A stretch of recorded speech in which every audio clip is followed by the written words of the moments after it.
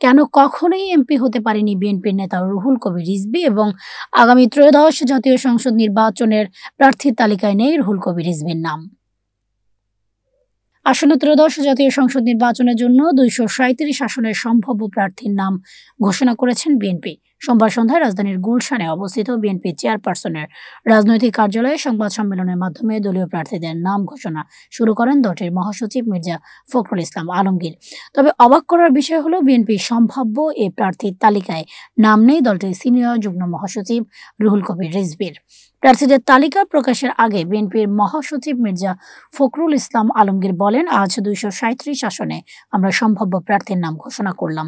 এরপরে আমাদের সঙ্গে যারা যুগপৎ আন্দোলন করেছেন সেসব দলের সঙ্গে কথা বলে যেসব আসন আমরা ঘোষণা করিনি তারা আসতে পারেন, অথবা আমাদের আসনেও আমরা পরিবর্তন করতে পারি, এটা আমরা পরিষ্কার করে জানিয়ে দিচ্ছি।